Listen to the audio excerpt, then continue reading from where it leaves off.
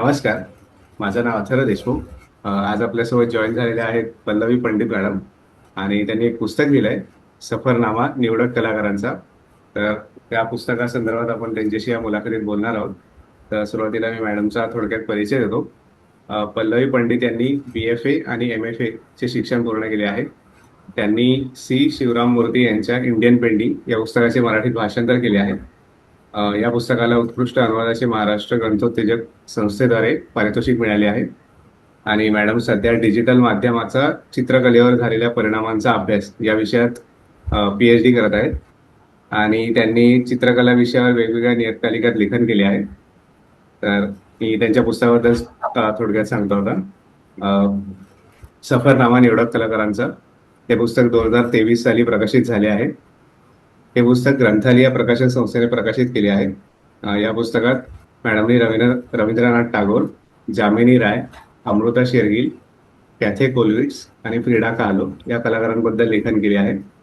या कलाकारांचे थोडक्यात चरित्र, त्यांचा कलाकार म्हणून प्रवास, त्यांच्या कलाकृतींतील मॅडमला महत्त्वाच्या वाटलेल्या गोष्टी आणि त्यांच्या कलाकृतींचे कलेच्या इतिहासातील महत्त्व मॅडमने या पुस्तकातील लेखांतून मांडले आहे. तर मॅडमशी आपण मुलाखतीत या पुस्तकावर बोलणार आहोत. मॅडम, सुरुवातीला थँक्यू, तुम्ही मुलाखतीला होकार दिलात आणि जॉईन झालात. तर मॅडम, हो मॅडम, सुरुवात अशीच करू, म्हणजे अशा प्रकारे या 5 कलाकारांवर लेखन करावे असे तुम्हाला का वाटले? या कलाकारांच्या कुठल्या कलाकृतींनी तुम्हाला या संदर्भात प्रभावित केले? खरं सांगायचं तर 5 कलाकारांना घेऊन पुस्तक काढायचं असं काही माझ्या मनात नव्हतं. बेसिकली 14 ते 16 मध्ये म्हणजे 2014 ते 2016 या काळात मला सांस्कृतिक मंत्रालयाची फेलोशिप मिळाली होती. आणि त्या फेलोशिपसाठी काम करत असताना मी आधुनिक भारतीय चित्रकलेचे प्रणेते या टायटलच्या अंतर्गत काही चित्रकार घेतले होते. त्याच्यामध्ये रवींद्रनाथ टागोर, जामिनी राय आणि अमृता शेरगिल आणि जॉर्ज किट अशा 4 कलाकारांचा समावेश होता. आणि बेसिकली ती फेलोशिप पूर्ण झाल्यावरती माझा असा एक विचार सुरू होता की हे पुस्तक रूपात कुठेतरी यायला हवा, आपण जो केलेला अभ्यास आहे. मी त्या दृष्टीने काही प्रकाशकांशी संपर्क पण साधला होता.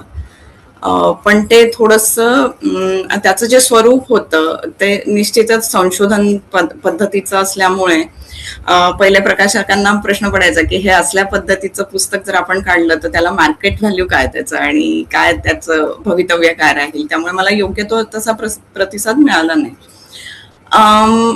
मग मध्ये ते प्रोजेक्ट जरा मागेच पडलं. मग करोना पिरियडमध्ये मी पुन्हा काही लेखन करायला सुरुवात केली होती. थोडंसं 1-2 ठिकाणी मी माझं रिसर्च पेपर पण दिला होता. मग त्या याच्यामध्ये त्या कालखंडामध्ये मला जरा बऱ्यापैकी वेळ मिळाल्यामुळे मी हे जे चित्रकार होते यांचं जो अभ्यास मी केला होता, पर्टिक्युलरली 3 चित्रकार याच्यातले, जामिनी रॉय, रवींद्रनाथ टागोर आणि अमृता शेरगिल यांचं जो अभ्यास संशोधनात्मक दृष्टिकोनातनं केला होता त्याला मी थोडंसं छोटं करून त्यांचा तो कला प्रवास आणि एक जीवन प्रवास याला कशा पद्धतीने मांडता येईल असा मी थोडासा विचार करून त्या पद्धतीचं लेखन केलं. आणि त्याला म्हणजे एक करायला सुरुवात केली होती. इन बिटवीन माझ्या डोक्यामध्ये हे सुरू होतच की मला ते प्रोजेक्ट जे आहे ते प्रकाशित करायचं आहे. मग त्या संदर्भात मी माझे काका आहेत त्यांच्याशी बोलले, ज्यांनी मला या दृष्टीने अभ्यास करता येऊ शकतो किंवा मध्ये मला चित्रकलेशी संबंधित काही जर प्रश्न आले तर ते मी त्यांच्याशी डिस्कस करायचे. तर त्यांना मी सांगितलं की मला असं हे प्रकाशित करायचं आहे आणि मी कशा पद्धतीने लिहिलं आहे ते तुम्ही एकदा बघा. तर त्यांना मी PDF पाठवली. ती समहाऊ काही ना काही इश्यूज येत होते, तेही त्यांच्या याच्यात व्यग्र असल्यामुळे त्यांना तो प्रॉपर वेळ मिळत नव्हता ते वाचन करायला. मग त्यांनी मला सांगितलं आपण असं करू, रोज 1 तास तू वाचन कर, तू जे लिहिलेलं आहे त्याचं, मी ते ऐकतो आणि मग आपण ठरवू. अशा पद्धतीने आम्ही ते पूर्ण सगळं आधी वाचून काढलं. रोज ते मला 1 तास देत होते. आणि इन बिटवीन माझे 1-2 आर्टिकल्स माझे साइड बाय साइड मी जसं बोलले की जीवन प्रवास आणि कला प्रवास या दृष्टीने मी जे लिखाण करत होती ते सुरूच होतं. मग त्यांनी मला सजेस्ट केलं की तू हे असं पूर्ण लिखाण प्रकाशित करण्यापेक्षा तू जे आत्ता दुसरं करते की त्यांचा जीवन प्रवास आणि कला प्रवास या दृष्टिकोनातनं त्याला जे रिडेव्हलप करते आहेस, तसंच तू या सगळ्या कलाकारांना कर आणि त्याच्यामध्ये हे 3 चित्रकार न ठेवता अजून तुला 2 किंवा 3 चित्रकार त्याच्यामध्ये ऍड कर, सो दॅट एक चांगलं संकलन आपल्याला त्या लेखांचं करता येईल आणि मग तू विचार कर त्याचा की ते कसं प्रकाशित करायचं. तसंही मला कॅथे कोलवेट्सच्या कामाबद्दल नेहमीच उत्सुकता होती, त्यामुळे मी चौथी जी चित्रकार घेतली ती कॅथे कोलवेट्स घेतली. आणि फ्रीडा काहालो बद्दल सुद्धा एक नेहमीच उत्सुकता राहिली आहे. फ्रीडावरचा पिक्चर पण आलेला आहे, आपण बऱ्याच जणांना माहिती पण असेल. सो तिच्याही चित्रांचा अभ्यास करावा असं मला वाटलं. आणि आधीचे हे 3 चित्रकार, जॉर्ज किट बद्दल खूप माहिती उपलब्ध नसल्यामुळे त्याच्यावर संशोधन करायला मला जरा लिमिटेशन येत होते. आणि ते मूळचे श्रीलंकन आर्टिस्ट होते, त्यामुळे आणि त्यांचं खूप मटेरियल मला तेव्हा अवेलेबल नव्हतं. तर त्यामुळे भारतीय 3 चित्रकार आणि ह्या 2 चित्रकर्ती यांचा असा एकत्रितपणे मी आधीच्या 3 चित्रकारांचं रिराईट केलेलं मटेरियल आणि नव्याने लिहिलेल्या या 2 चित्रकर्तींचं मटेरियल माझ्याकडे तयार झालं. आणि मग मी जेव्हा 1-2 प्रकाशकांना भेटले, त्यातल्या एकांशी माझं ऑलमोस्ट फायनल झालं होतं, पण आमचे काही आर्थिक गणित काही जुळली नाही, त्यामुळे ते फायनल त्या प्रकाशकांसोबत होऊ शकलं नाही. पण ग्रंथालीनी अगदी प्रोजेक्ट पाहिल्याबरोबरच मी जेव्हा त्यांना हे पाठवलं, त्यांनी त्यांच्याकडनं खूप पॉझिटिव्ह रिस्पॉन्स मिळाला.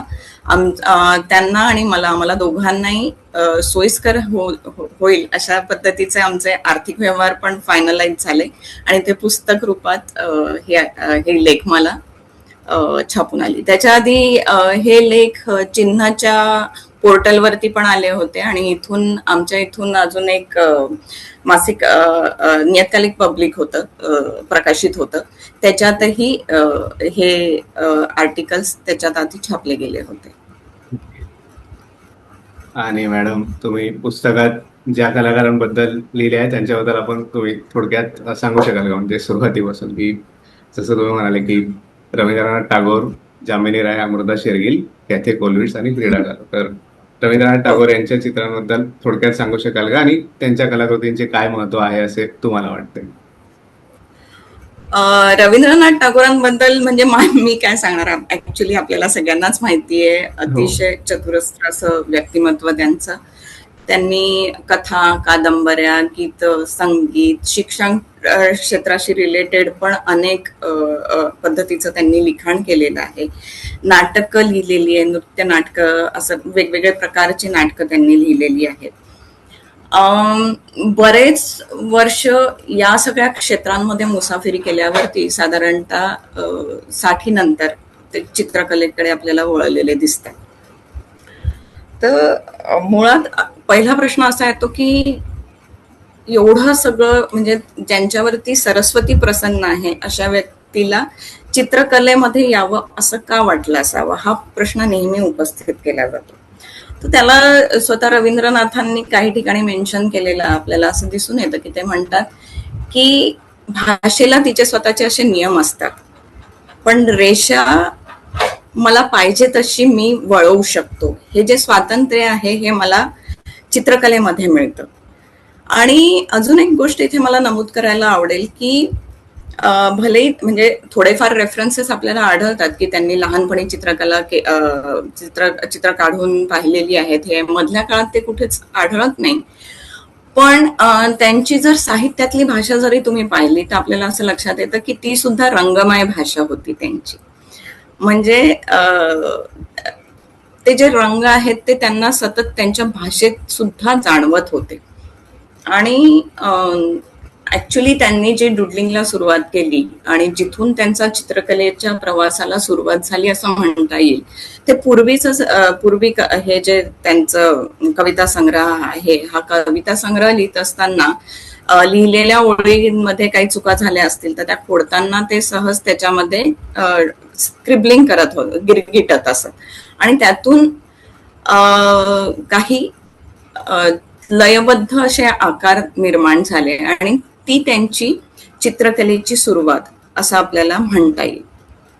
बरं, आता अजून एक गोष्ट इथे लक्षात घ्यायला पाहिजे की रवींद्रनाथ टागोरांचा जो संबंध आहे तो देशातल्या आणि विदेशातल्या आणि विविध क्षेत्रामधले जे जाणकार व्यक्ती होते त्यांच्याशी त्यांचा वरचेवर असा संबंध येत होता. भारताच्या बाहेर अनेकदा ते परदेशात जाऊन आले होते आणि तिथली आणि त्यांचं एक सवय होती की तिथे कुठल्याही नवीन देशात जायच्या आधी तिथली कला, परंपरा, संस्कृती या सगळ्यांचा अभ्यास ते करत असत आणि तिथे जाऊन तिथल्या म्युझियम्सला भेट देणं, तिथल्या चित्रकारांना भेट देणं, तिथले बाकीचे जे समाजकारणी नंतर जे महत्वाचे व्यक्ती आहेत अशा सगळ्या व्यक्तींशी ते पर्सनली जाऊन भेटत असत. त्यामुळे त्या देशांची कला, संस्कृती याबद्दल त्यांना खूप चांगलं ज्ञान होतं. म्हणजे जरी रवींद्रनाथांनी चित्रकलेचा अभ्यास केला नसेल, त्यांना ते तंत्र अवगत नसलं, तरी भारतातले त्यावेळेचे जे चित्रकार होते, एस्टॅब्लिश चित्रकार होते, त्यांच्यापेक्षा जास्ती कलाकृती रवींद्रनाथांनी पाहिल्या होत्या. म्हणजे त्यांची ती दृष्टी ऑलरेडी तयार झाली होती. आणि जेव्हा त्यांना जर्मनीमध्ये जाण्याचा योग आला आणि बाहोसच्या चित्रकारांच्या त्यांनी कलाकृती जेव्हा पाहिल्या तेव्हा त्यांनी स्पेशली त्यांना कलकत्त्यामध्ये येऊन त्यांचं प्रदर्शन करण्याची विनंती केली होती आणि त्यानुसार 1922 मध्ये ते प्रदर्शन कलकत्त्यात झालेलं आपल्याला दिसून येतं. सो चित्रकार म्हणून जरी ते नवखे असले तरी एक त्यांना दृष्टी होती आणि त्यांनी वेगवेगळे प्रकार, जशी त्यांनी साहित्यामध्ये वेगवेगळे प्रकार हाताळलेले आपल्याला दिसतात तसे चित्रकलेमध्ये सुद्धा त्यांनी वेगवेगळे प्रकार हाताळलेले आपल्याला दिसून येतात. त्यांनी व्यक्तिचित्रण केलंय, स्त्रियांचं चित्रण केलेलं आहे, नंतर नाटकातले काही दृश्य त्यांनी चितारलेले आहेत, त्याच्यानंतर निसर्ग चित्रण केलेलं आहे. बरं, याच्यामध्ये त्यांनी छायाप्रकाशाचा खूप चांगल्या प्रकारे वापर आपल्या या चित्रांमध्ये केलेला दिसतो. रंगांचे वेगवेगळे माध्यम त्यांनी हाताळलेले दिसतात. अगदी ब्लॅक अँड व्हाईट पासून ते रंगांपर्यंत आपल्याला त्यांचा हा प्रवास झालेला दिसून येतो. याच्यामध्ये क्रेयॉन्स, पेन्सिल्स ही सगळी माध्यमं त्यांनी, इंक ही सगळी माध्यमं त्यांनी हाताळलेली आहेत. त्याच्यानंतर बरं, त्यांचं अजून एक होतं, त्यांनी उत्स्फूर्तता हा जो एक गुण आहे त्याची ओळख आपल्या भारतीय चित्रकारांना करून दिली. सो एक मोठं योगदान त्यांनी आपल्या भारतीय चित्रकलेला दिलंय. शिवाय अजून एक मी इथे मुद्दा मांडू इच्छिते की रवींद्रनाथांच्या जर तुम्ही कविता किंवा साहित्य बघितलं तर त्याच्यामध्ये त्यांनी जे स्त्रियांचं चित्रण केलेलं आहे त्या नायिकेच्या स्वरूपात आहेत, त्या निडर, बंधनं झुगारून देणाऱ्या आणि स्वतःच्या इच्छेला महत्व देऊन त्यानुसार वागणाऱ्या स्त्रिया आपल्याला त्यांच्या साहित्यात दिसतात. व्हेअरएज तुम्ही त्यांची जर चित्र पाहिली तर आपल्याला एक लक्षात येतं की याच्या अगदी विरुद्ध पद्धतीचं चित्रण त्यांनी या त्यांच्या चित्रांमध्ये केलेलं आहे. त्यांच्या चित्रातल्या स्त्रिया या दुःखी, कारुण्यमयी, कुठल्या तरी ओझ्यानी वाकलेल्या, त्यांच्या डोळ्यांमध्ये करुणा आणि एक दुर्बलता अशी आपल्याला दिसून येते. सो कदाचित हे त्यावेळेचं जे त्यांना जाणवत होतं पण ते त्यांच्या साहित्यामध्ये मांडू शकत नव्हते असं जे सत्य होतं ते सत्य रवींद्रनाथांनी त्यांच्या चित्रांमधून आपल्यासमोर मांडलेलं दिसतं. हो. आणि मॅडम, जामिनी राय यांच्या चित्रांबद्दल थोडक्यात सांगू शकाल का आणि त्यांच्या कलाकृतींचे काय महत्व आहे असे तुम्हाला वाटते? जामिनी राय यांचा मुळात हे सुद्धा बंगालचेच. यांचा जन्म थोडा जमीनदार पद्धतीच्या कुटुंबात झाला असला तरी पण जे प्रिव्हिलेजेस आपल्याला रवींद्रनाथांना त्यांच्या लहानपणी मिळाले होते ते यांना मिळालेले दिसत नाहीये. हे तुम्ही जेव्हा पुस्तक वाचाल तेव्हा तुम्हाला लक्षात येईल. बाकी सगळ्यांचं खूप बॅकग्राऊंड मी इथे तुम्हाला डिस्क्राईब नाही करणार आहे, शॉर्टमध्ये मी तुम्हाला सांगते आहे. तर त्यामुळे जमीनदार कुटुंबात झाला असला तरी पुढे झालेली वाटणी आणि आणि अ, जो मार्ग जामिनी राय यांनी निवडला त्यामुळे त्यांना जे आर्थिक संकटाला जे तोंड द्यावं लागलं सुरुवातीच्या काळामध्ये ते काहीस वेगळं आहे आपल्याला दिसून येतं.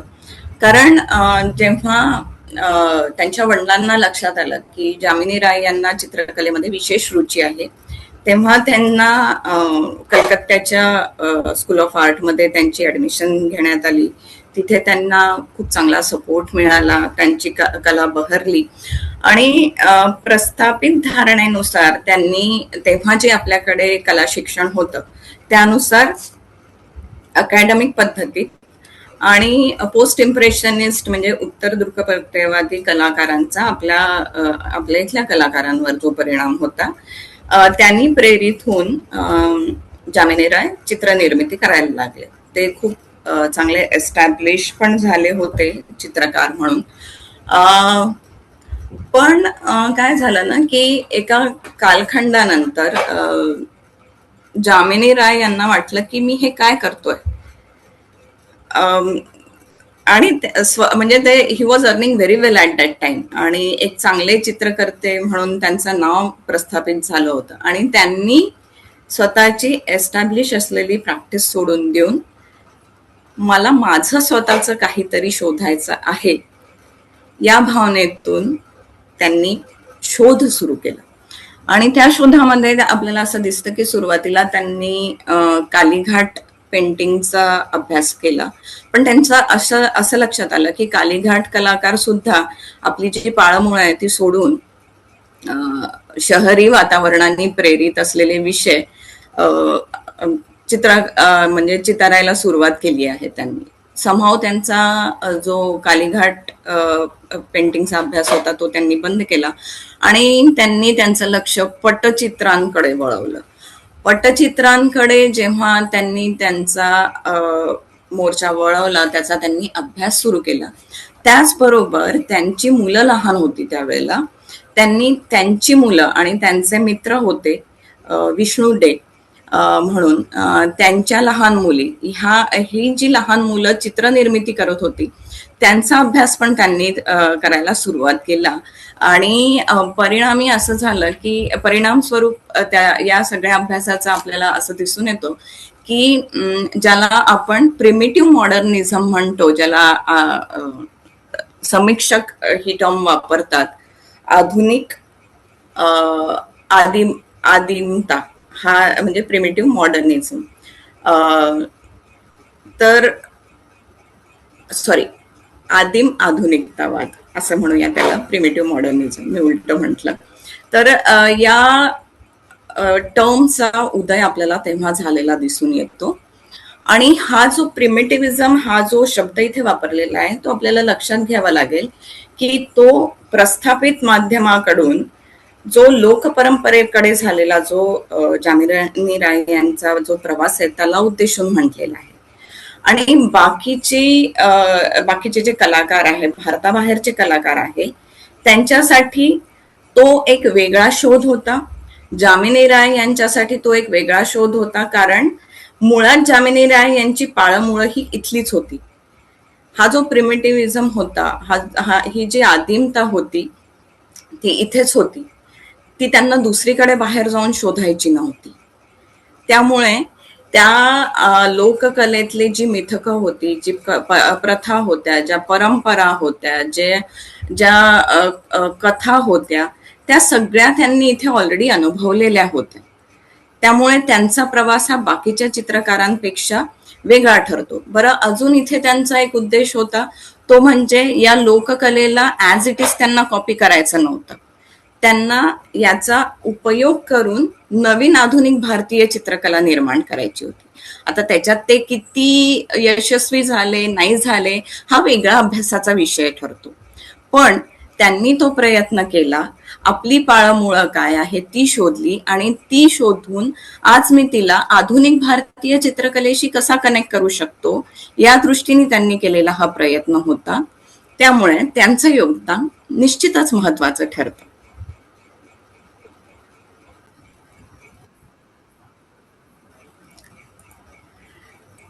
तर आपण जामिनी राय यांच्या कलाकृतींचं महत्व काय हे जाणून घेत होतो. त्याच्यामध्ये मला अजून एक मुद्दा सांगायला आवडेल की ज्या काळामध्ये 1920च्या दरम्यान जामिनी राय यांनी त्यांची प्रस्थापित शैली होती ज्याच्यात ते काम करत होते ती सोडून भारतीय लोककलेकडे वळले. ही कृती एक खरं म्हणजे बंडखोरीची कृती म्हणता येईल. त्यावेळेची सामाजिक परिस्थिती, राजकीय परिस्थिती विचारात घेतली असता हे एक मोठं पाऊल होतं त्यांचं ब्रिटिश सत्तेच्या विरुद्धचं बंडखोरीच्या दृष्टीने ज्याला आपण बघू शकतो.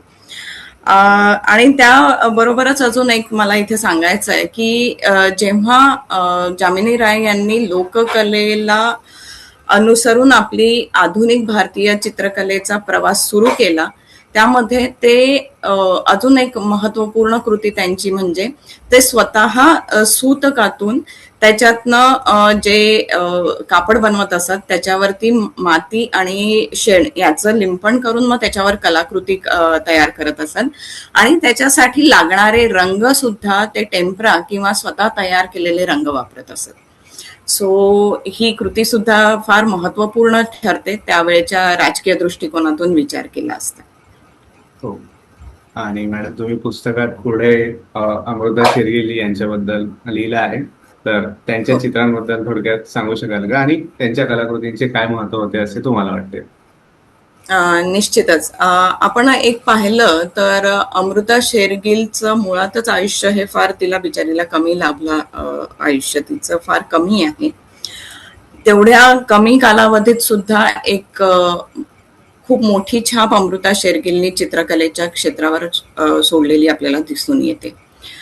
सुरुवातीचं जे लहानपणाचा जो कालखंड आहे तो बराच अनस्टेबल होता.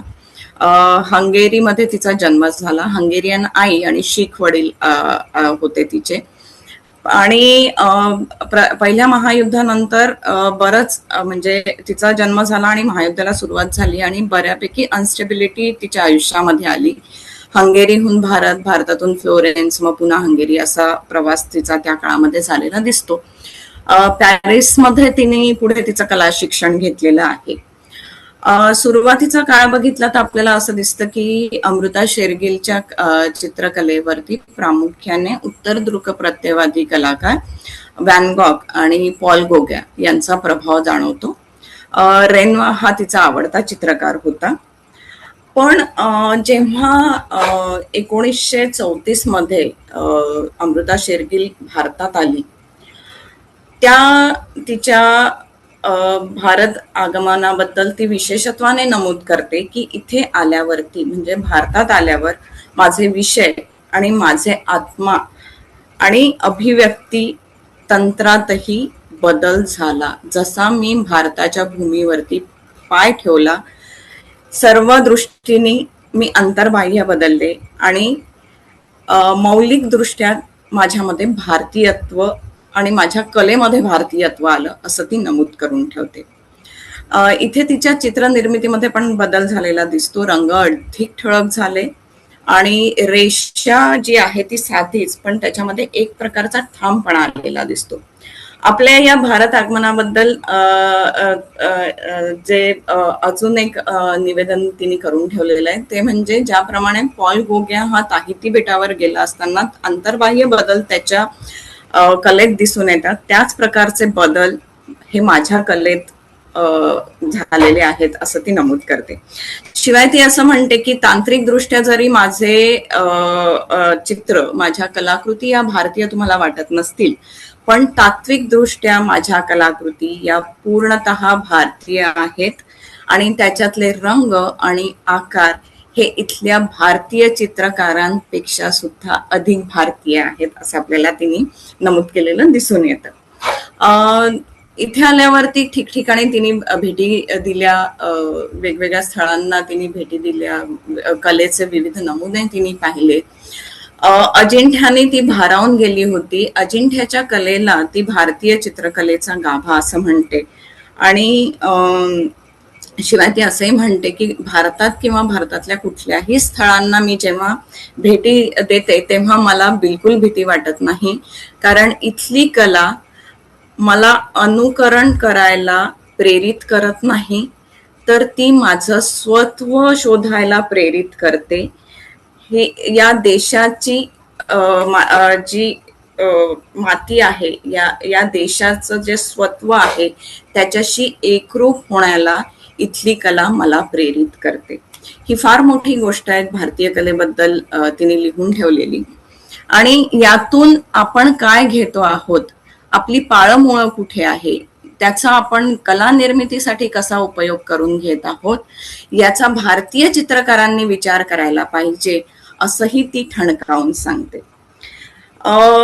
अजून एक गोष्ट मला इथे नमूद करायची आहे, ती म्हणजे भारतीय चित्रकलेमध्ये त्यावेळेला जे प्रस्थापित मानदंड होते, उत्स्फूर्तता, याला खूप महत्व दिलं गेलं होतं. रंगांमध्ये प्रकाश छाया याचं म्हणजे अकॅडमिक शैलीचं अनुकरण, याला ती कडाडून विरोध करते. आणि मांडणी आणि संयम हा तुम्ही तुमच्या कलाकृतींमध्ये कसा आणू शकतात याच्यावरती भारतीय चित्रकारांनी विचारमंथन करायला हवं, असं मत ती मांडते.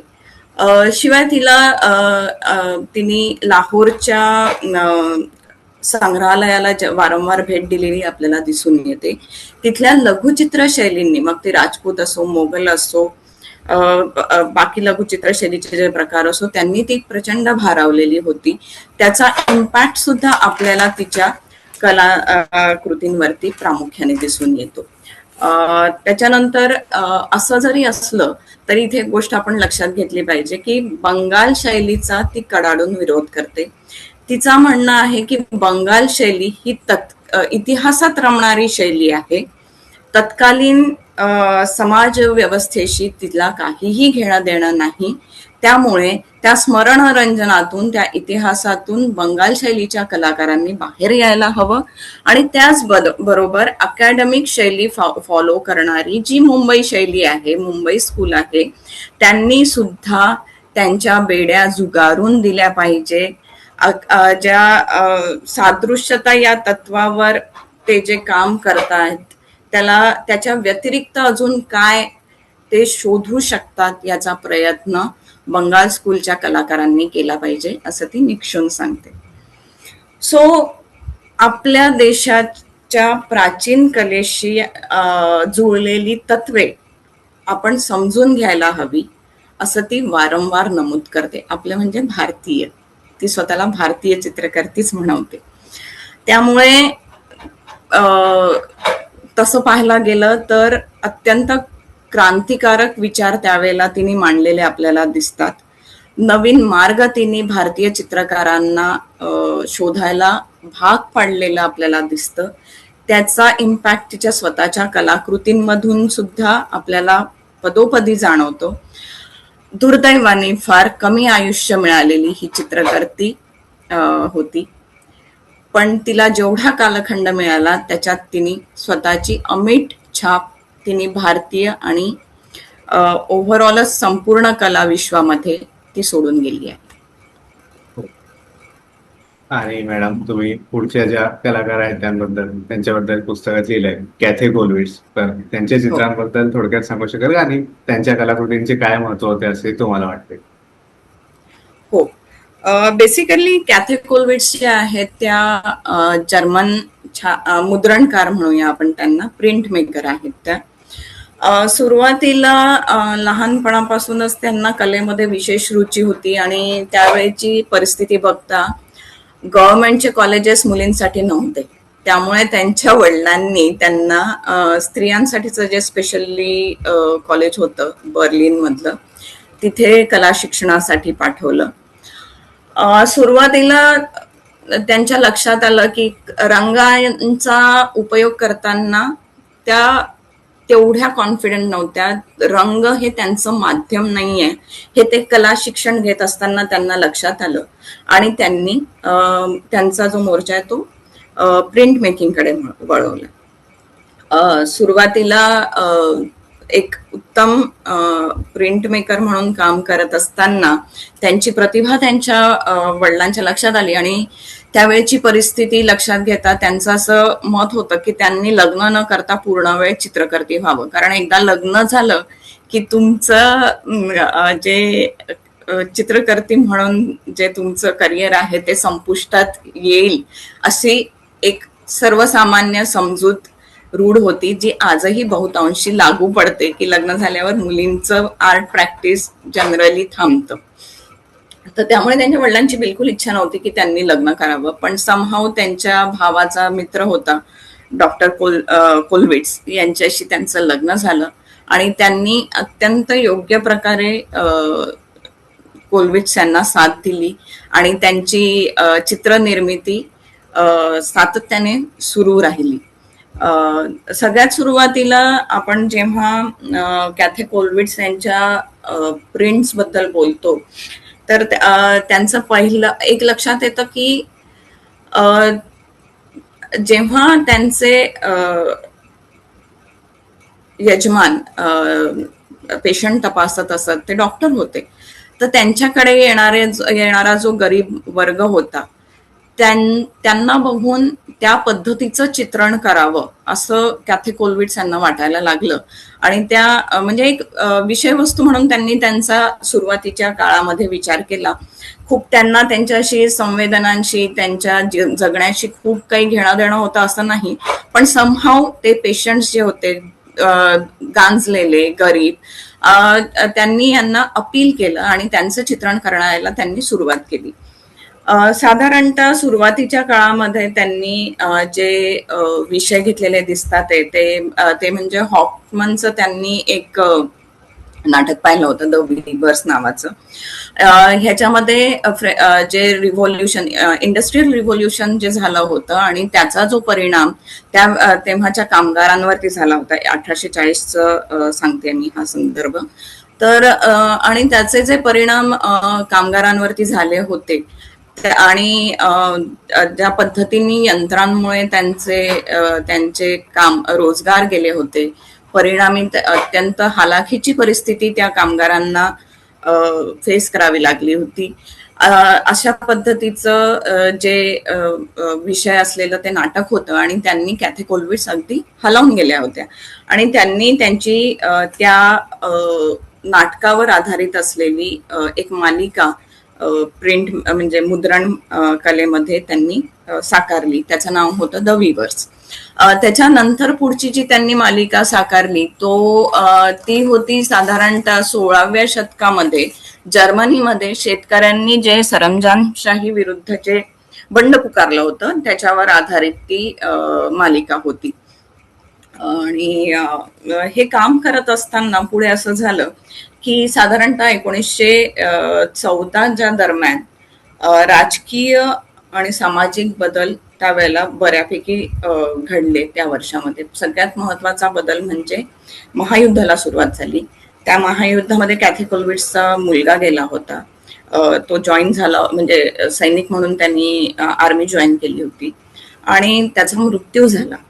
त्याच्यानंतर नोव्हेंबर क्रांती घडली.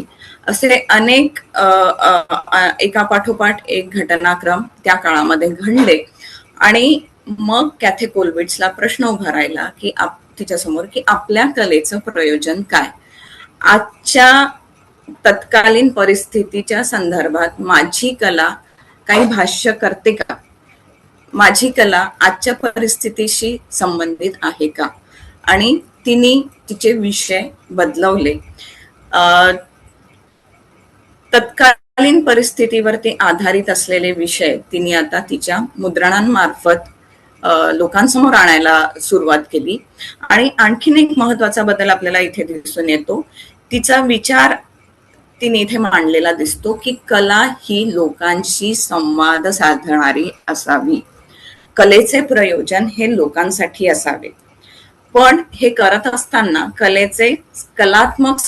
कलेने त्याचे जे सौंदर्य आहे, कलात्मक मूल्य आहे, ते मात्र तसेच राहिले पाहिजे. आणि त्याच वेळी कलेने लोकांशी सुद्धा संवाद साधला पाहिजे. त्यामुळे सुरुवातीच्या काळामध्ये स्वतःच्या मुलाच्या सैन्य भरतीचे जी समर्थन करत होती, तिचा ऍक्च्युली मुलगा वयाने लहान होता, पण तिने नवऱ्याला गळ घालून त्याच्याकडनं विशेष शिफारस पत्र लिहून घेऊन मुलाला सैन्यात भरती करावलं होतं. अशी कॅथे हळूहळू शांततावादी झाली. तिने म्हणजे जे सैनिक आहेत ते तर स्वतःच्या प्राणांचं बलिदान देतच आहेत, परंतु जे लोक, ज्या स्त्रिया, ज्यांचे पती, मुलं त्या सैन्यामध्ये भरती होत आहेत किंवा ज्यांचे वडील त्या सैन्यात भरती होत आहेत, त्या स्त्रिया आणि त्यांची लहान मुलं ही सुद्धा एक प्रकारचं बलिदान देत आहेत. कारण त्यांचंही आयुष्य फार, जेव्हा नवरा मरतो, वडील मरतात किंवा लहान लहान मुलांचं पितृछत्र हरवतं आणि ज्या प्रकारचा त्यांना एक त्रास पुढे सहन करावा लागतो, आयुष्य पूर्ण बदलून जातं, ते तिने तिच्या चित्रांमार्फत आपल्या समाजासमोर अधोरेखित केलं. त्यांचं बलिदान, त्याला एक वेगळं महत्व दिलं. तिने एक मुवमेंट चालवली, वॉर अगेन्स्ट वॉर, आणि या सगळ्या परिणाम म्हणजे सामाजिक आणि राजकीय परिणामांचे जे प्रतिबिंब बाकीच्या सामान्य जनतेच्या आयुष्यामध्ये उमटत आहे, त्याचं चित्रण तिने तिच्या मुद्रण कलेद्वारे लोकांसमोर मांडलं. सो खूप मोठं काम केलेलं आहे तिने. भूकमारी म्हणजे हंगर स्टार्वेशन याच्यावर सुद्धा सिरीज केलेली आहे, जी बघून आपण हलून जातो, म्हणजे हृदय पिळवटून निघतं. असे एक एक तिच्या कलाकृती आहेत. प्रचंड मोठं काम केलेलं आहे या म्हणजे मुद्रणकर्तीनी. नंतर पुढे जेव्हा जर्मनीतलं राजकीय बदल घडले, जसं नाझींचा उदय झाला, तेव्हा तिच्या कला प्रदर्शनांवरती आणि कलाकृतींवरती पण बंदी घातलेली आपल्याला दिसून येतं. पुढे दुसऱ्या महायुद्धामध्ये तिने तिचा नातू गमावला आणि तिची युद्ध विरोधी भूमिका अधिक आपल्याला कालपरत्वे प्रखर झालेली दिसते, आणि ही वारंवार तिने तिच्या कलाकृतींच्या माध्यमातून आपल्यासमोर मांडली आहे. हो मॅडम, तुम्ही पुस्तकात पुढच्या ज्या कलाकार आहेत, फ्रिडा कालो, त्यांच्याबद्दल तुम्ही पुस्तकात लिहिले, तर त्यांच्या चित्रांबद्दल थोडक्यात सांगू शकाल का, आणि त्यांच्या कलाकृतींचे काय महत्व आहे असे तुम्हाला वाटते? हो, निश्चितच. फ्रिडा कालो हिचा जीवनपट पाहिला की एखाद्याचं आयुष्य किती वेदनादायी असू शकतं याचा आपल्याला प्रत्यय येतो. अगदी वयाच्या 6व्या वर्षी तिला पोलिओ झाला होता. त्याच्यानंतर 18व्या वर्षी मोठा भयंकर अपघात झाला होता. त्याच्यामध्ये ऑलमोस्ट तिची सगळी हाडं तुटली असं म्हटलं तरी अतिशयोक्ती ठरणार नाही. जवळपास म्हणजे असं एका ठिकाणी नमूद करून ठेवलेलं आहे की जसं एखादं जिक्सॉ पझल जोडल्या जातं तुकड्या तुकड्यांनी, तसं अक्षरशः डॉक्टरांनी तिचा एक एक पार्ट जोडून तिला पूर्ण पुन्हा रिबिल्ड केलं. सो आणि तिचं बालपणही तसं थोडं क्लेशदायी होतं असं म्हटलं तरी चालेल. आई वडिलांचे पण थोडेफार इश्यूज होतेच. त्याचा सगळ्याचा परिणाम आपल्याला फ्रिडा काहलोच्या जीवनावर आणि अपरेंटली तिच्या कलाकृतींवर पडलेला दिसतो. सो मुळात तिने चित्रकलेचं असं शिक्षण घेतलेलं नाहीये. जेव्हा तिचा मोठ्या बसचा अपघात झाला होता, त्याच्यानंतर पडल्या काय करायचं, तर तिचे वडील छायाचित्रकार होते आणि त्यांनी मुलीचा एक वेळ जावा म्हणून तिला एक विरंगुळ्याचं साधन म्हणून चित्रकला करायला प्रोत्साहित केलेलं दिसतं. झोपल्या ती ही चित्र निर्मिती करत असे, कारण बसणं तिचं सगळेच हाडं तुटले होते. त्यामुळे त्यांनी एक विशेष अरेंजमेंट तिला करून दिली होती. त्यांनी तिचं जिथे बेड होता त्याच्यावरती छताला त्यांनी एक आरसा लावून सेल्फ पोर्ट्रेट तिला करता येईल अशी त्यांनी ती व्यवस्था करून दिली होती. सो सुरुवात तिची सेल्फ पोर्ट्रेट पासून झालेली आपल्याला दिसते. अनेक ठिकाणी तिने म्हटलेलं आहे की माझ्या चित्रकलेचा विषय वस्तू ही मी स्वतः आहे, कारण जेवढं मी स्वतःला ओळखते त्याच्याहून जास्ती मी दुसरं काहीच ओळखत नाही. आणि सो सुरुवात सेल्फ पोर्ट्रेट का, तर दुसरं ऑप्शन नव्हतं तिच्याकडे. आणि त्याच्यानंतर ऍक्च्युली कॅथोलिक चर्चच्या चित्रनिर्मितीची कॅथोलिक चर्चची एक चित्रनिर्मितीची शैली आहे ज्याला रिटॅब्लो म्हणतात. ती प्रोसेस अशी असते की त्याच्यामध्ये तुम्हाला जे दुःख असेल ते तुम्ही चित्रित करायचं, जेणेकरून ते एकदा तुमच्याकडनं ते चित्रित झालं की तो विषय तिथे संपला आणि आपलं आयुष्य पुढे चालू ठेवायचं. तर या रिटॅब्लो या कन्सेप्टचा सुद्धा फ्रिडा kahloनी चित्रनिर्मिती करत असताना वरचेवर उपयोग ऍज अ थेरपी म्हणून केलेला आपल्याला दिसून येतो. ही एक प्रकारची थेरपीच आहे, हे मी माझ्याकडनं ऍडिशनल टाकते, कारण मी स्वतःही अनुभवलं आहे की कला ही एक थेरपीचं माध्यम असतं जे तुम्हाला स्वतःला शोधण्यासाठी, काही प्रश्नांची उत्तरं मिळवण्यासाठी मदत करत असतं. त्याच प्रकारची थेरपी ही फ्रिडा kahloनी चित्रकलेच्या माध्यमातून स्वतःसाठी शोधलेली आपल्याला दिसून येते. खरं म्हणजे बरेचसे चित्रकार म्हणजे सररिअलिस्टिक, ज्याला अतिवास्तववादी चित्रकार असं आपण म्हणतो, त्यांचे विषय आणि फ्रिडा kahloचे विषय याच्यामध्ये त्यांची जी पद्धत आहे चित्रण करण्याची याच्यामध्ये साम्य आढळल्यामुळे समीक्षक तिला अतिवास्तववादी म्हणजेच सररिअलिस्टिक चित्रकर्ती म्हणतात, जे फ्रिडाला स्वतःला मान्य नाही. ती म्हणते की हे सररिअलिझम नाही आहे, हे माझं आयुष्य आहे, मी जे भोगलेलं आहे, माझे जे विचार आहे, माझे ज्या मनोभावना आहेत त्या मी या कलाकृतींद्वारे व्यक्त केलेल्या आहेत. सो तिच्या आयुष्यामध्ये झालेले अपघात, तिचं रिव्हेरा सोबत झालेलं लग्न, त्यातनं त्यांचे कॉम्प्लेक्स रिलेशनशिप, तिचे बाकीचे रिलेशनशिप्स, बाकीच्या व्यक्तींसोबतचे रिलेशनशिप, डिएगो रिव्हेराचे बाकीच्या स्त्रियांसोबतचे रिलेशनशिप, त्याच्यातनं आलेले त्यांचे मानसिक उतार चढाव, त्याच्यानंतर झालेला तिचा घटस्फोट, तिचे मल्टिपल मिसकॅरेजेस, या सगळ्यांचं प्रतिबिंब आपल्याला तिच्या या कलाकृतींमध्ये बघायला मिळतं. खूप भयंकर आहे हे सगळं.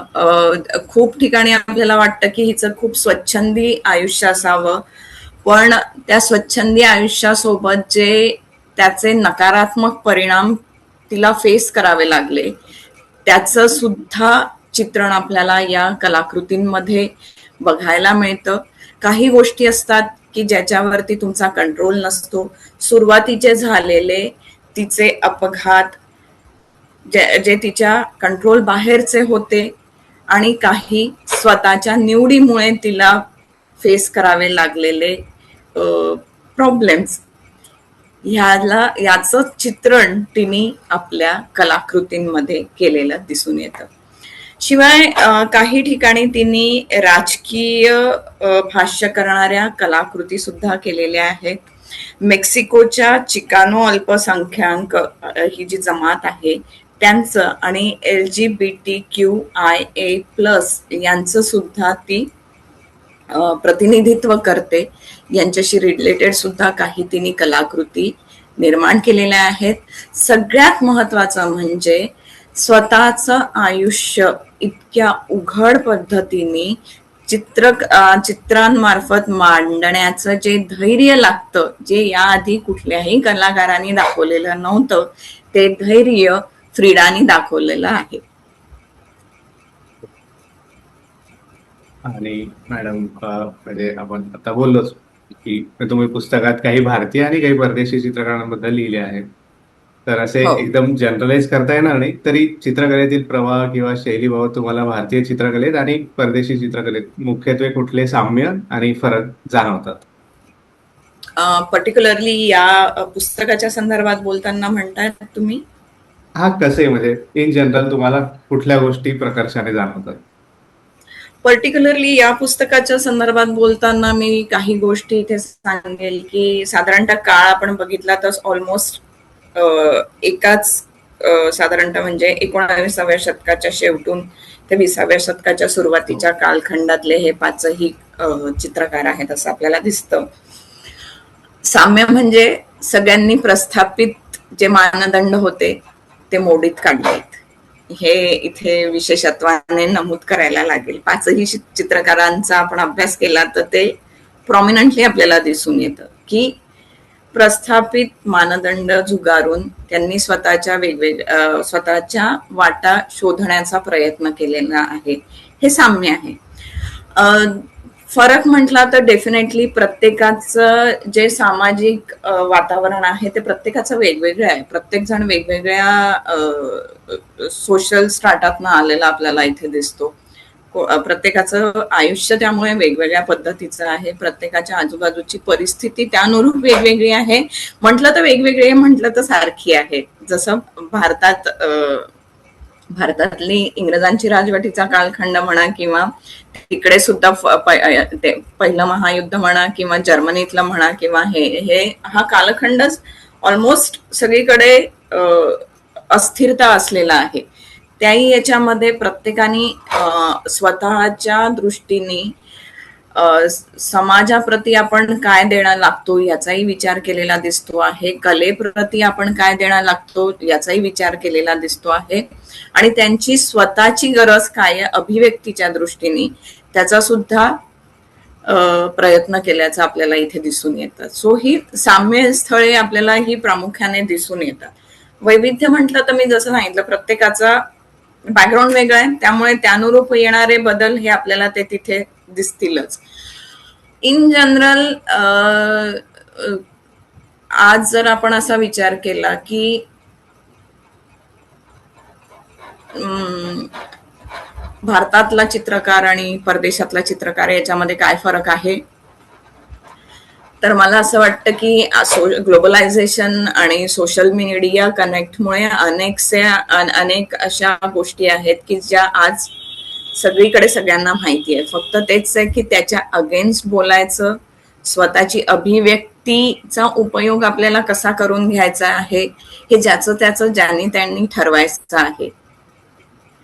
त्यामुळे अवेलेबिलिटी आज सगळ्या गोष्टींची सगळीकडे सारखी आहे. तुमचा स्टँड काय आहे हे आपण आपापलं ठरवायचं आहे. की आज मला स्वतःचा वेगळा मार्ग निवडायचा आहे की कलेचा मला कशा पद्धतीने उपयोग करायचा आहे, हे शेवटी प्रत्येक कलाकाराचं तो एक कॉल असतो असं मला वाटतं. हो. आणि मॅडम, म्हणजे तुम्हाला चित्रकला या कलेचे इतर कलांच्या तुलनेत, म्हणजे जसे की कथा, कादंबरी, कविता, चित्रपट, नाटक, काय वैशिष्ट्य आणि वेगळेपण आहे असे वाटते? म्हणजे कुठल्या गोष्टी चित्रकलेतून इतर कलांच्या तुलनेत जास्ती प्रभावीपणे व्यक्त होऊ शकतात असे तुम्हाला वाटते? आणि आपल्यास या संदर्भात काही उदाहरणे देऊ शकाल का?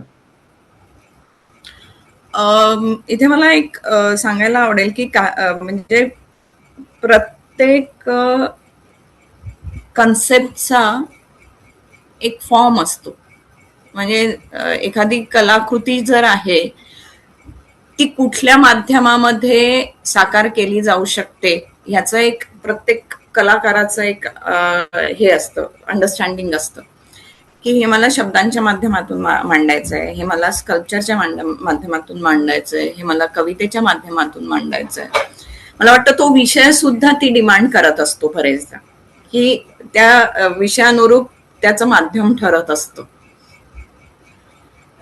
चित्रकलेच्या संदर्भात बोलायचं झाल्यास असं मला म्हणता येईल की खूपशा गोष्टी अशा असतात की ज्या व्यक्त करताना मला त्या थेटपणे न मांडता मला त्या माझ्या पद्धतीने मांडायच्या असतात. कारण मी त्या शब्दात मांडल्या तर मला त्या थेट मांडाव्या लागतात खूपदा. प्रत्येक माध्यमाचे काही प्लस पॉइंट आहे, काही मायनस पॉइंट आहे. चित्रकलेच्या माध्यमातून मला जे म्हणायचं आहे ते मी थेट न मांडता मी सिम्बॉलिझम, अर्थात सिम्बॉलिझम साहित्यामध्ये पण येतो, पण इन जनरल मी सांगते आहे की तो जो ती जी सोय आहे ना ती चित्रकलेमध्ये मला जास्ती आहे असं मला वाटतं, की मला थेट नाही मांडायचं आहे, ती मी माझ्या पद्धतीने मांडणार आहे. पुन्हा इथे एक म्हटलं तर तो या कलेची मर्यादा पण ठरू शकते किंवा ती त्याचं पॉझिटिव्ह पॉइंट पण ठरू शकतो. तो म्हणजे या कलेमध्ये जेव्हा मी रंग वापरते, माझे रंग हे माझे असतात, माझी अनुभूती असते आणि ती माझी अभिव्यक्ती असते. उदाहरणादाखल इथे मी सांगते की लाल रंग आहे. लाल रंगाचा जो माझ्यासाठीचा जो संदर्भ आहे तो बाकी 10 लोकांसाठी तो सारखाच असेल याची आवश्यकता नाही. लाल रंग हा फेस्टिव्हिटी पण दाखवतो, तो भीती पण दाखवतो. करेक्ट. तर मी तो माझा जो रंग आहे तो मी जी अनुभूती घेतली असेल त्या रंगाच्या संदर्भात त्या दृष्टीने मी मांडते आहे. तिथे हे जे आहे ना हे शब्दांमध्ये तुम्ही एक शब्द मांडला की त्याचा तो जो अर्थ आहे तो पर्टिक्युलर अर्थ तिथे तो तेवढाच अपेक्षित असतो. इथे मला ते ती जी मर्यादा आहे ती मला इथे मी लांघू शकते आहे, कारण इथे माझा लाल हा मला वेगळे संदर्भ असणारा असू शकतो, माझा निळा वेगळ्या संदर्भाने आलेला असू शकतो, माझा ब्ल्यू हा प्रत्येक वेळेला नकारात्मक असेल असं जरुरी नाही आहे. तो कशा पद्धतीने मी अप्लाय केलेला आहे, तो कुठल्या पद्धतीचा आहे हे मी आणि त्या रंगाशी संबंधित माझी स्वतःची काय अनुभूती आहे याच्यावरती या खूपशा गोष्टी अवलंबून असतात. त्यामुळे जेव्हा मी एक चित्र निर्माण करते तेव्हा सुरुवात करताना माझ्या मनात काही प्रत्येक चित्रकाराचं एक वेगळ्या पद्धतीने चित्र निर्मितीची प्रक्रिया असते. त्यामुळे सुरुवात एक कन्सेप्ट घेऊन केली असेल, ते कालपरत्वे जसं जसं डेव्हलप होत जातं, कन्सेप्ट ड्युरिंग दॅट पिरियड बदलू शकते. पण ती माझी कन्सेप्ट असेल डेफिनेटली, आणि मी ते जेव्हा प्रदर्शित करते चित्र लोकांसमोर तेव्हा जरुरी नाही की मी ज्या भावनेने ती चित्रकृती केलेली आहे आणि ते चित्र पूर्ण झालेलं आहे ते त्याच पद्धतीने समोरची व्यक्ती, त्याचा जो प्रेक्षक आहे तो सुद्धा तशीच अनुभूती घेईल, कारण त्याच्या दृष्टीने त्या चित्रात असलेले फॉर्म्स किंवा रंग याचा संबंध तो स्वतःच्या अनुभूतीशी लागेल. सो ही एक सुंदर गोष्ट आहे. त्यामुळे एकच चित्र 100 लोक 100 वेगवेगळ्या पद्धतीने पाहतील, 100 वेगवेगळ्या पद्धतीने परसिव्ह करतील, which is the beauty of this art. This is what I think. Madam, तुमच्या या उत्तराला धरूनच पुढचा प्रश्न आहे की तुम्हाला असे वाटते का की चित्रातून किंवा चित्रकलेतून व्यक्त होणारा आशय हा इतर प्रकारच्या क्रिएटिव्ह गोष्टी असतात, जसे की कथा, कादंबरी, नाटक किंवा चित्रपट, त्यांच्या तुलनेत बऱ्यापैकी संदिग्ध किंवा समजायला अवघड असतो, आणि ही तुम्हाला चित्रकला या कलेची मर्यादा आहे असे वाटते का? नाही, मी जसं म्हटलं की मर्यादा निश्चितच नाही आहे, ही उलट आपल्याला मिळालेली लिबर्टी आहे. प्रत्येक कलेमध्ये काही प्लस आणि मायनस गोष्टी असतात, पण मला असं वाटतं की जर मला एखादी गोष्ट चित्रकलेच्या माध्यमातून सांगायची आहे तर ती मी वेगवेगळ्या प्रकारे ती मांडू शकते. माझे रंग जे आहे ती माझी भाषा आहे. जसं मी म्हटलं की प्रत्येक, समजा आता शब्दांचं माध्यम घेतलं तर शब्दांना एक स्पेसिफिक अर्थ असतो, आणि मला जर माझी कथा चित्रकलेच्या माध्यमातून प्रदर्शित करायची असेल, एक्सप्रेस करायची असेल तर त्याच्यासाठी त्याचे पण स्वतंत्र एलिमेंट्स आहेत. पण माझे रंग जे आहेत ती माझी इंडिव्हिज्युअल अनुभूती जी आहे ते दर्शवतात. आणि त्या रंगां म्हणजे हे इथे मी उदाहरण म्हणून घेते की जसं लाल रंग जर आपण कन्सिडर केला तर मी लाल रंगाच्या संदर्भात घेतलेले अनुभव हे दुसऱ्या कोणी लाल रंगाच्या संदर्भात घेतलेल्या अनुभवांपेक्षा वेगळे असतील. उदाहरणादाखल लाल रंग हा फेस्टिव्हिटी पण दाखवतो, भीती पण दाखवतो, तो रक्ताचा पण आहे, तो आनंदाचा पण आहे. तर मी जेव्हा माझा रंग हा इथे वापरते तर मी कुठली अनुभूती घेतलीये, कुठला अनुभव मी त्या रंगाशी कनेक्ट करू शकते, हे फार इंडिव्हिज्युअलिस्टिक गोष्ट आहे. तसेच माझे फॉर्म्स माझं आणि म्हणजे माझं फूल हे दुसऱ्या कोणाच्याही फुलापेक्षा वेगळं असेल, ते माझं असेल, त्याला मी पाहिजे तसं निर्माण करू शकते, त्याला मी पाहिजे तो रंग माझ्या कलाकृतीमध्ये देऊ शकते. माझे ढग गुलाबी पण असू शकतात, माझे ढग पिवळे पण असू शकतात, माझं आकाश लाल असेल. जी अनुभूती मी घेतलेली आहे त्याला धरून मी माझी अभिव्यक्ती करत असेल. हे जे स्वातंत्र्य आहे ना, हे आपल्याला चित्रकला देते.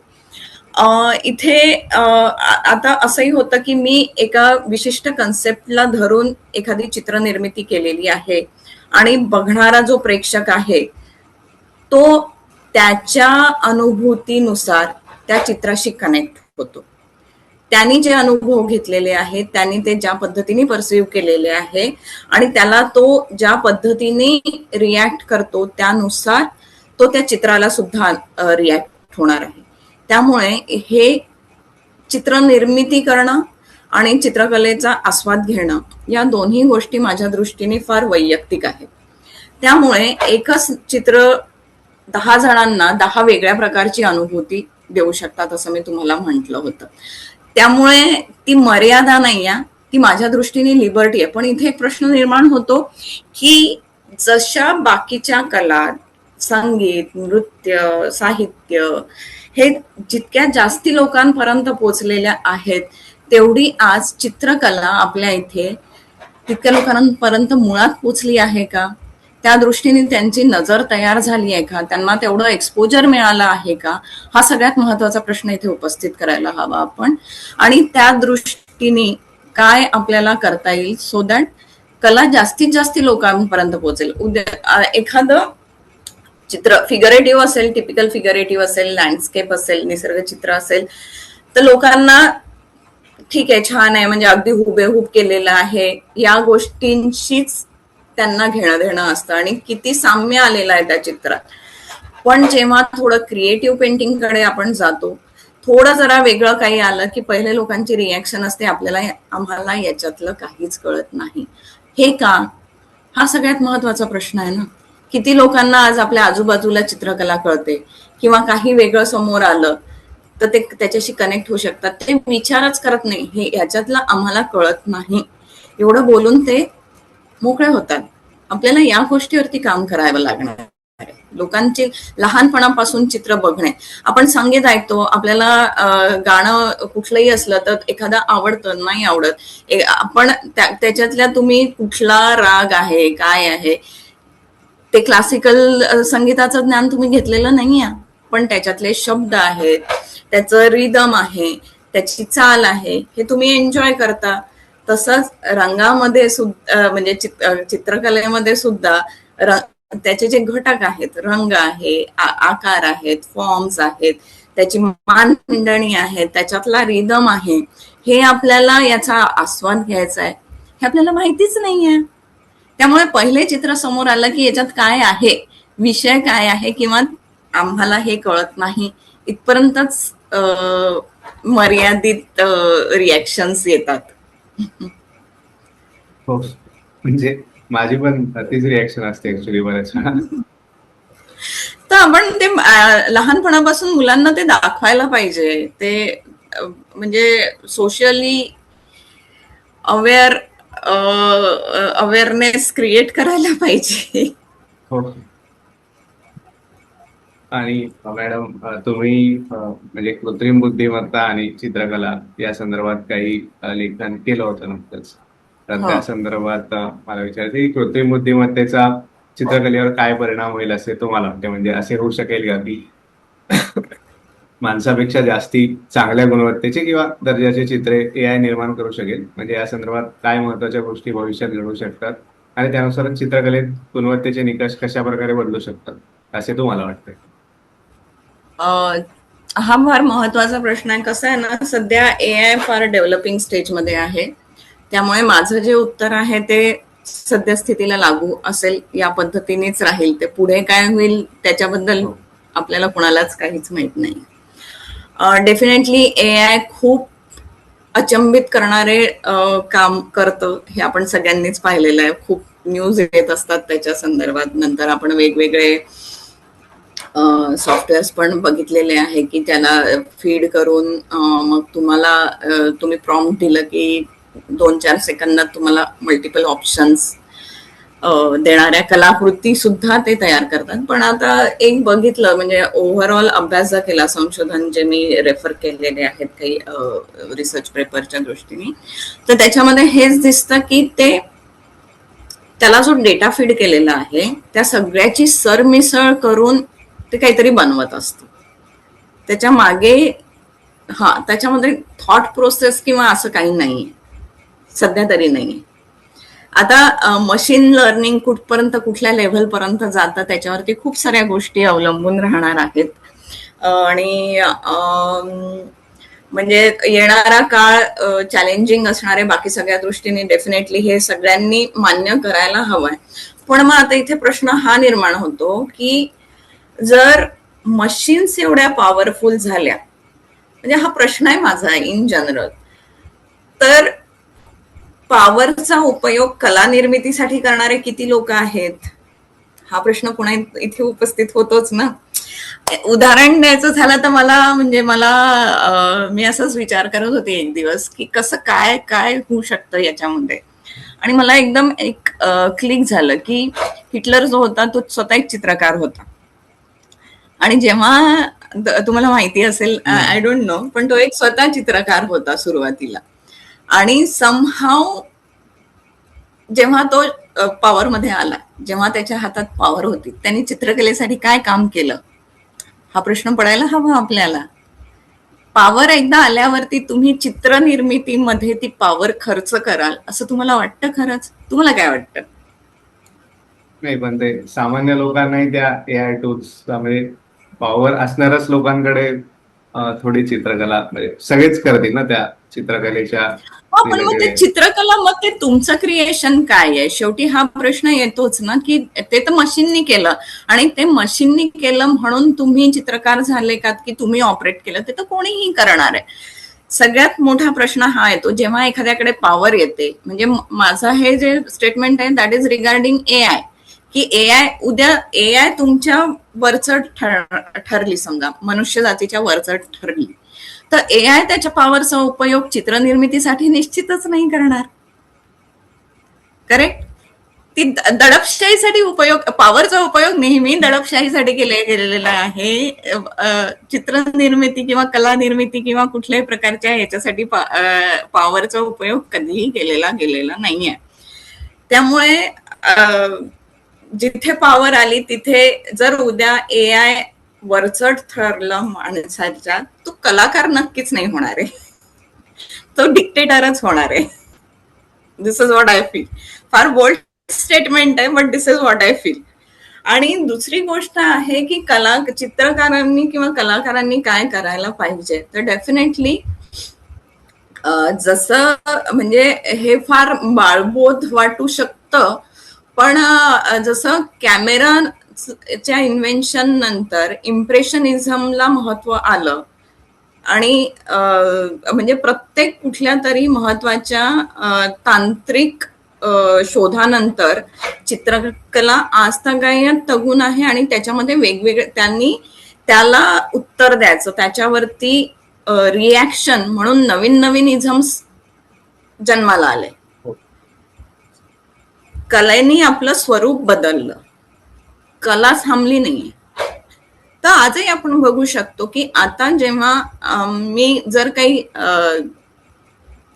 कला निर्मिती करत असेल तर त्याच्यामध्ये माझं सेल्फ इन्व्हॉल्वमेंट किती आहे या गोष्टीला महत्व येईल, जे तेव्हाही आलं होतं.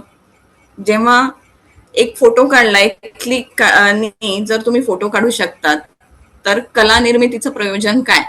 त्याला उत्तर तेव्हाच्या कलाकारांनी दिलं होतंच. आपल्यालाही आता ते शोधून काढायचंच आहे की जर एआय ला प्रॉम्प्ट दिल्यावरती जर निर्मिती होत असेल काही सेकंदात, मग मी काय करायचं आहे? तर हातांनी सेल्फ इन्व्हॉल्वमेंट असलेल्या गोष्टी यांना अजून जास्ती महत्व येईल. मी काय करते, अजून मी जसं म्हटलं की आज आपल्याला हेही बघायचं आहे की म्हणजे बाकीचे लोक, समाज याच्याशी कसा कनेक्ट होऊ शकेल, हे एक मोठं चॅलेंज आहे आपल्या समोर. सो डेफिनेटली चॅलेंजेस आहेत, पण त्याला उत्तर शोधायला चित्रकारांनी किंवा कलाकारांनी म्हणूया नक्कीच सुरुवात केलेली आहे. लोकांना घेऊन लोकांचं इन्व्हॉल्वमेंट असलेले परफॉर्मन्स आर्ट आणि हे सगळे प्रकार आज होतात आहेत.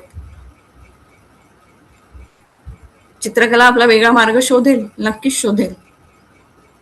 आणि एआय मुळे चित्रकला नाही, म्हणजे एआय मुळे प्रश्नचिन्ह निर्माण होईल तर ते पूर्ण मानव जातीवरतीच निर्माण होऊ शकतं झालं तर, फक्त चित्रकलेवर म्हणून नाही येणार. हो.